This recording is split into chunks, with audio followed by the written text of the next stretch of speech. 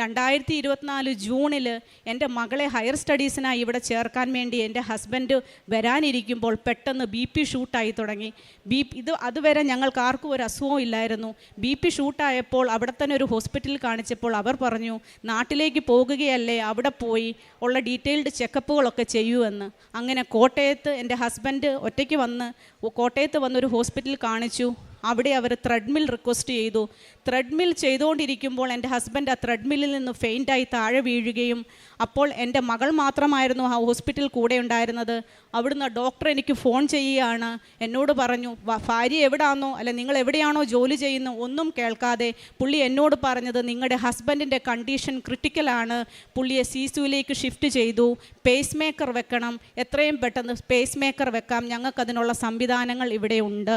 അപ്പോൾ ഞാൻ പറഞ്ഞു, ഡോക്ടർ വെയിറ്റ് ചെയ്യ്, ഞാൻ ബഹ്റിനിലാണ്, ഞാൻ വരട്ടെ, വന്നതിന് ശേഷം പേസ് മേക്കർ വെക്കാവൂ.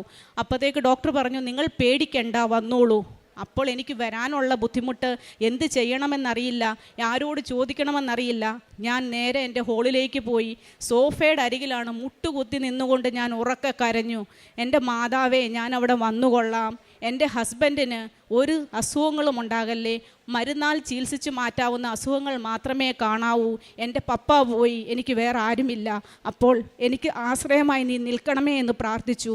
അതേപോലെ തന്നെ എങ്ങനെ ഞാൻ കയറി വരും, കാരണം സാമ്പത്തിക ബുദ്ധിമുട്ടുകളുണ്ട്, അപ്പോൾ എങ്ങനെ കയറി വരുമെന്ന് ചിന്തിക്കുമ്പോൾ എൻ്റെ സ്ഥാപനത്തിൻ്റെ ഉടമയായ ഡോക്ടർ, കഴിഞ്ഞ 18 വർഷമായി സഹോദരതുല്യനായി ഞാൻ കാണുന്ന വ്യക്തി എന്നോട് പറഞ്ഞു, നീ എന്തിനാണ് പ്രയാസപ്പെടുന്നത്, നിനക്ക് എത്ര രൂപ വേണമെങ്കിലും എൻ്റെ കളക്ഷനിൽ നിന്ന് എടുത്തുകൊണ്ട് നീ പൊക്കോളൂ.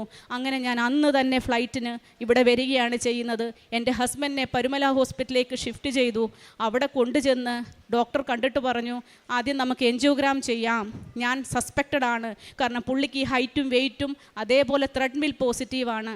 അങ്ങനെ OT-യിലേക്ക് കയറ്റുമ്പോഴും ഞാൻ ആ വാതിക്കലിരുന്നു കൊണ്ട് പ്രാർത്ഥിച്ചു, മാതാവേ, ഒരു കുഴപ്പവും ഉണ്ടാക്കരുതേ. അത്ര മാത്രമേ എനിക്ക് പ്രാർത്ഥിക്കാൻ അറിയുള്ളായിരുന്നു.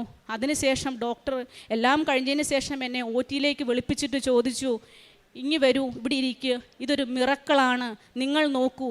ആസ് എ മെഡിക്കൽ ഞാൻ അവിടെ അറിയാവുന്നത് കൊണ്ട് എനിക്ക് സ്ക്രീൻ കാണിച്ചു തന്നിട്ട് പറഞ്ഞു, ഈ പുള്ളിക്ക് ഒരു ബ്ലോക്ക് പോലും ഇല്ല, നിങ്ങളൊന്ന് കണ്ടു നോക്ക്, ഞാൻ പോലും അത്ഭുതപ്പെടുന്നു, ഒരു ബ്ലോക്ക് പോലും ഇല്ലാതെ ഞാനത് നിങ്ങൾക്ക് കാണിച്ചു തരികയാണ്.